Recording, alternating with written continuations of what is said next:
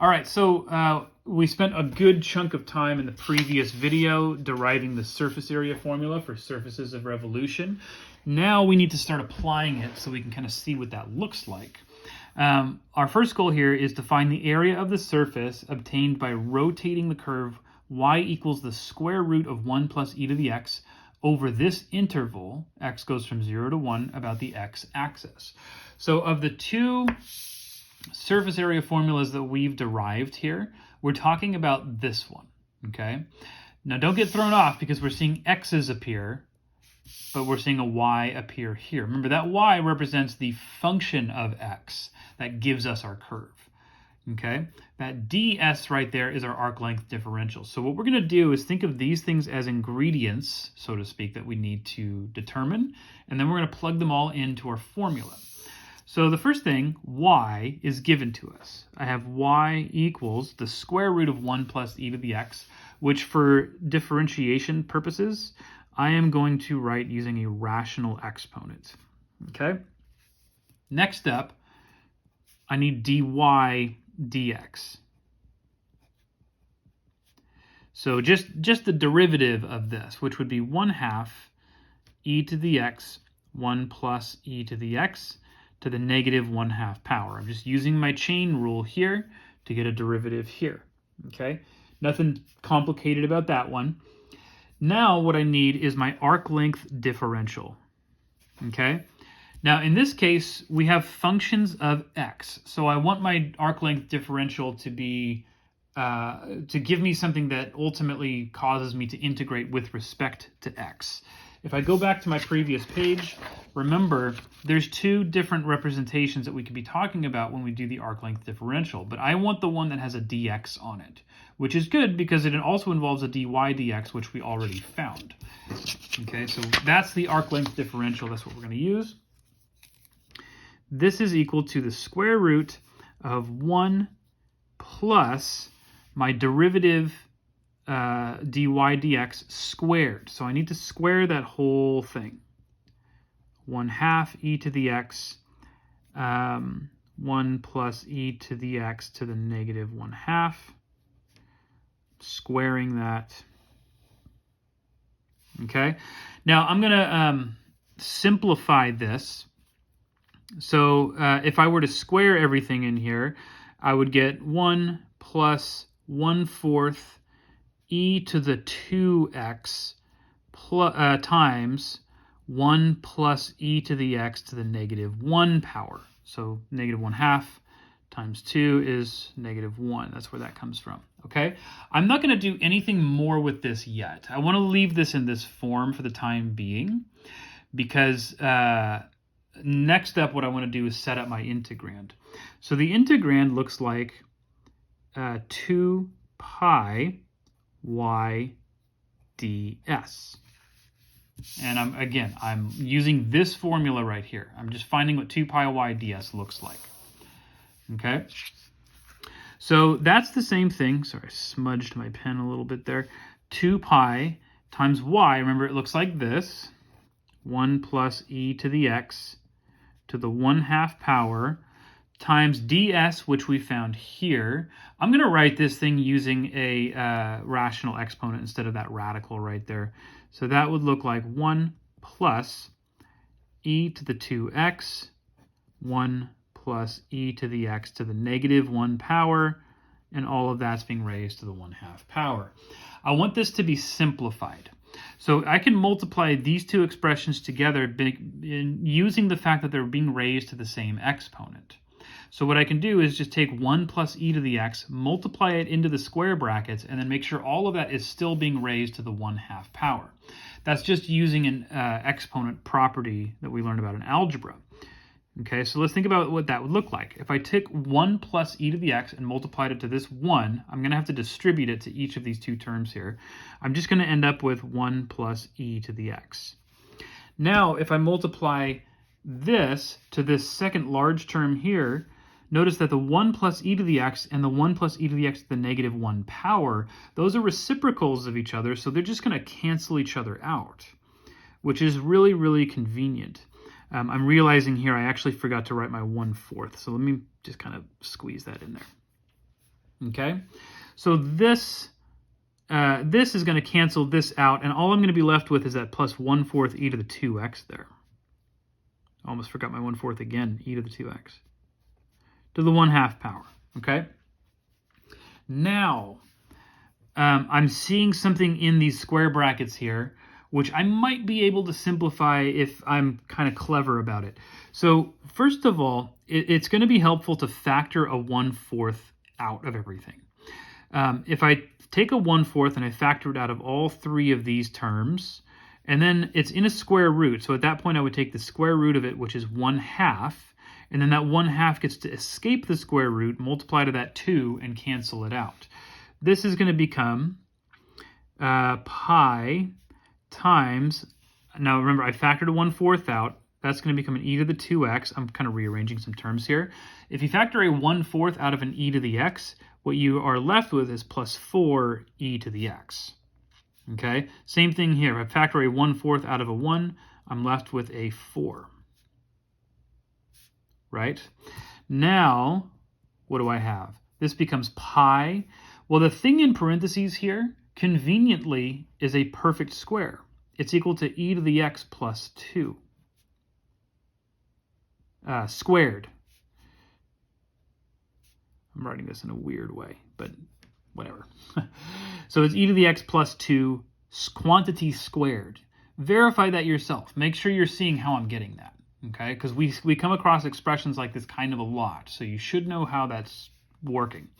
The benefit of this is that the square here and the 1/2 power here cancel each other. Now I'm just left with pi e to the x plus 2. So that is what my integrand is. Putting all of this together now, the surface area is the integral of this thing, but over the interval 0 to 1. The pi can be brought out of that as well. So the area is equal to pi times the integral from 0 to 1 of e to the x plus 2 dx. And, you know, because I'm using my arc length differential here, I think for completeness, I'm going to include dx's in there.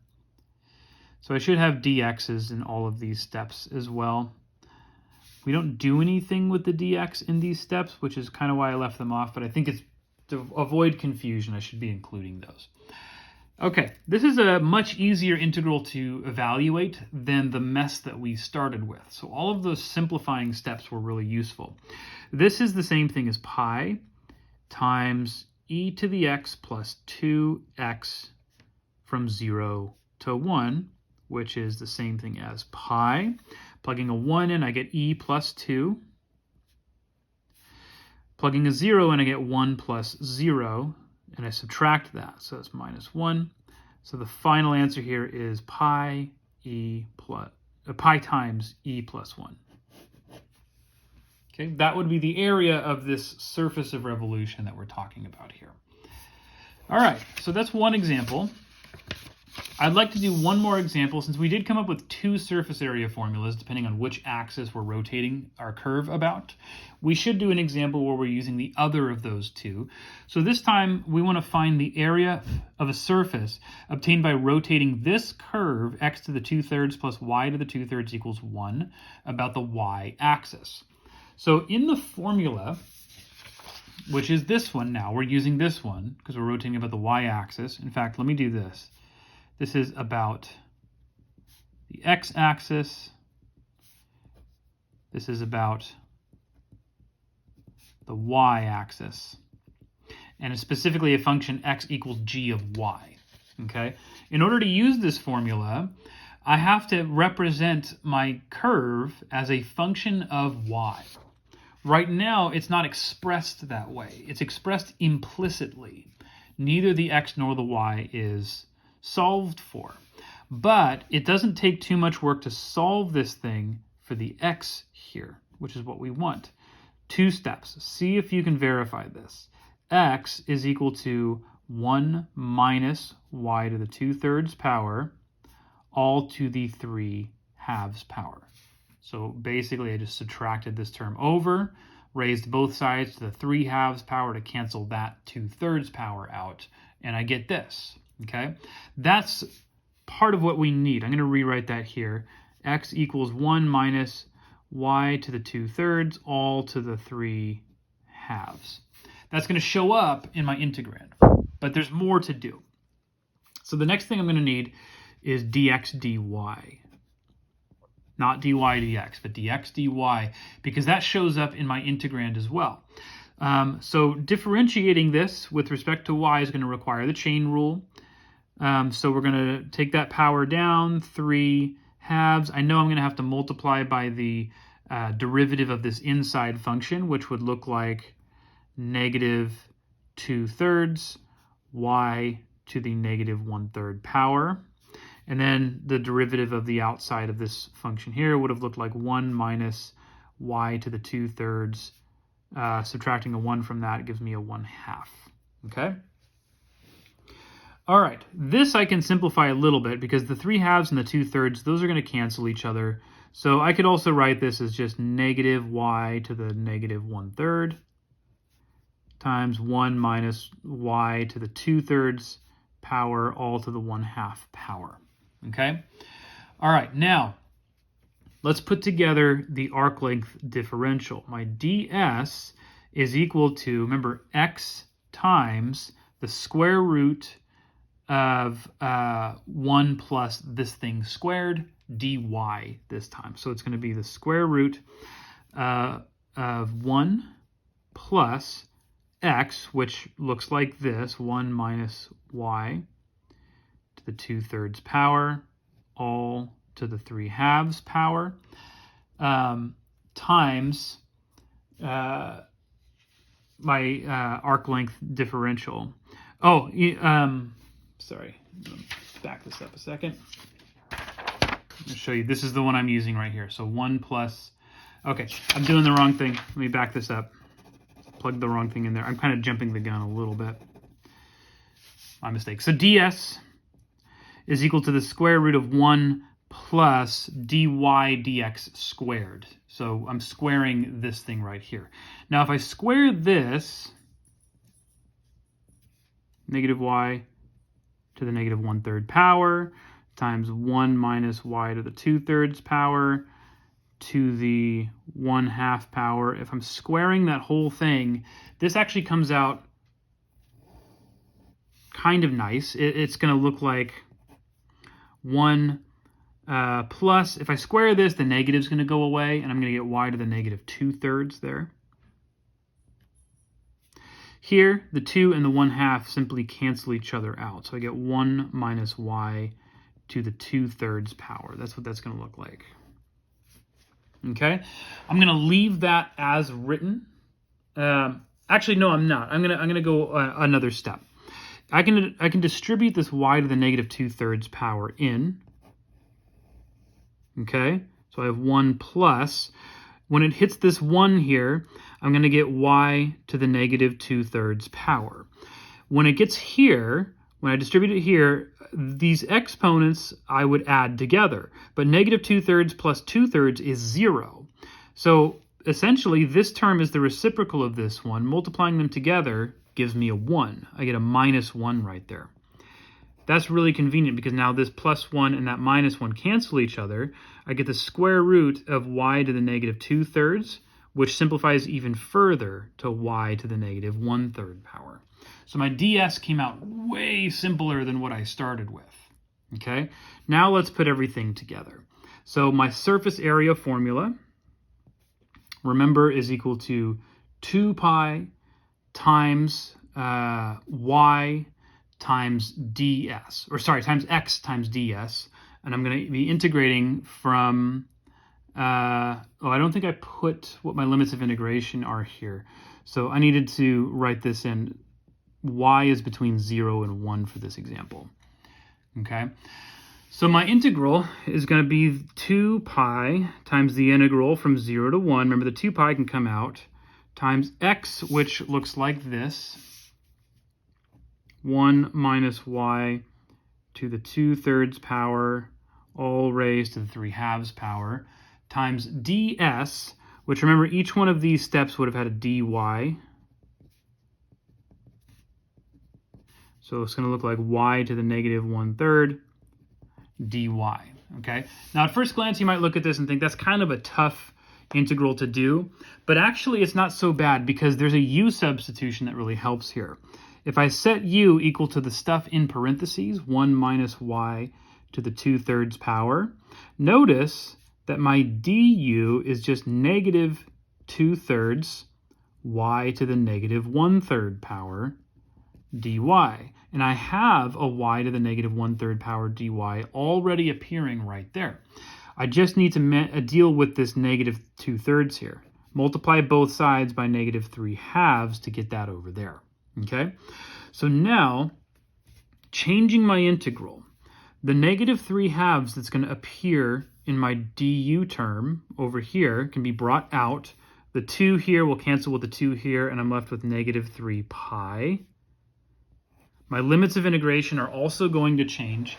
So I need to take the 0 and the 1, plug them in for y's, the y here, and get the corresponding u values here. So if I plug a 0 in, 1 minus 0 is 1. If I plug a 1 in, that's going to become 1 minus 1, which is 0. And then I have u to the 3/2 power. And then this becomes my du. Okay? Now there's a couple of things I can do here. First of all, I can use this negative to switch the order of these limits of integration, because it's a little weird seeing the 1 down here and the 0 up here. But we know from Calculus 1 that that's a property we get to use. That negative can flip the order, and then I have positive 3 pi times, when I integrate this, I'm going to get 2/5 u to the 5/2, and we're going from 0 to 1 since I use that negative to flip these, okay? Because I changed the limits of integration to u values, I don't need to switch any of the u's back to expressions involving y. I can just plug things in directly. I can also see that when I plug a 0 into this, I'm going to get 0, and when I plug a 1 into this, I'm going to get 2/5. So really, that's the only part that matters. The end result is going to be 2/5 times 3 pi, or 6 pi over 5. And that's going to be my final answer, okay? So that's it for 8.2. We've got 2 examples, one for each of the formulas we discussed. Next up, we're going to be looking at more applications in 8.3.